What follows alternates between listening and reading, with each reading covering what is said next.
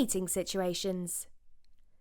Meeting situations are when two vehicles meet on a road, but only one vehicle can fit through at a time. This often occurs because of parked vehicles on the side of the road, but it can also happen on narrow roads with no parked vehicles. Mirrors. If you can see an upcoming meeting situation, check your inside mirror.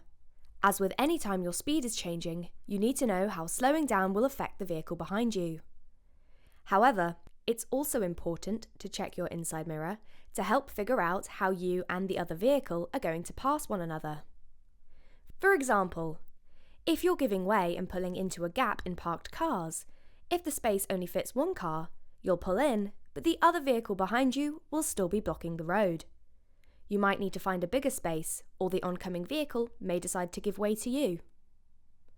Anytime you're going around a parked vehicle, before pulling out, check your interior and right mirror to see what is behind you and if there's anything on your right-hand side. If there is anyone about, including someone sitting in the parked vehicle, you must use your indicator to signal your intentions to other road users. This applies to stationary vehicles like buses or bin lorries. Lastly, whenever you're pulling into the left, either after going around a parked vehicle or moving into a gap on the left to give way, you must check your interior and left mirror to see what is behind you and on your left-hand side. Vision. Where should you be looking when you're driving? If you put your view on a scale of 1 to 10, 1 being directly in front of your bonnet and 10 being the furthest point you can see up ahead, you should be scanning all of the numbers. You need to know what is happening directly in front of you, but also what is happening up ahead. This is important all the time, but especially so in meeting situations. If you identify a meeting situation early, you will have plenty of time to work out where you will meet the vehicle, whose right of way it is, and find the best solution. Giving way. If you need to give way to an oncoming vehicle, you must choose a suitable place to pull in, leaving enough space for the oncoming vehicle to get through. Ideally, you want to position the car in what we call 50-50 and 2 cars length. You want to be stopping behind the parked vehicles 2 cars length away, and with half of your car pulled in and the other half out. This is helpful for a few reasons.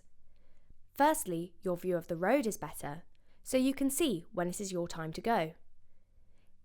It puts you in a position that is easier to pull around the parked vehicle, and you won't look like a parked car to any vehicles waiting behind you. Speed. If you have parked vehicles on one side of the road, you shouldn't drive faster than 25 miles per hour. If there are parked vehicles on both sides of the road, no more than 20. Notice that we say no more than. At times, you may need to go slower depending on the situation. It's your job as the driver to assess what is appropriate. The phrase we use is less space, less speed. Rights of way. If the parked vehicles are on your side of the road, it is the oncoming traffic's right of way. If the parked vehicles are on the opposite side of the road, it is your right of way. However, if the oncoming vehicle doesn't look like they're going to give way to you, you must be prepared to give way to them.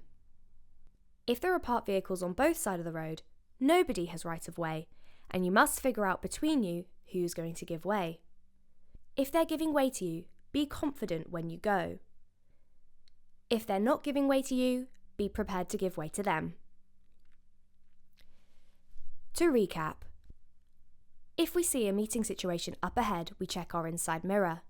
Whenever we pull out to the right, we check our inside and right exterior mirror, and whenever we pull into the left, we check our inside and left exterior mirror. This is because we need to know what is behind us and to our side. You must use your indicator whenever there are other road users around, including someone sat in the cab of a vehicle. In a meeting situation, you either give way or are given way to. You can find spaces in parked cars to pull into to give way. Whenever we're driving, we scan the road from right in front of our bonnet all the way up into the distance. This allows us to identify meeting situations and other encounters early. When we're giving way, we position our car in the 50-50 and 2 cars lengths position. When there's parked vehicles on one side of the road, we drive no more than 25 miles per hour. Parked vehicles on both sides of the road, we drive no more than 20 miles per hour. If the parked vehicles are on your side of the road, it's the oncoming traffic's right of way. If the vehicles are on the opposite side of the road, it's your right of way.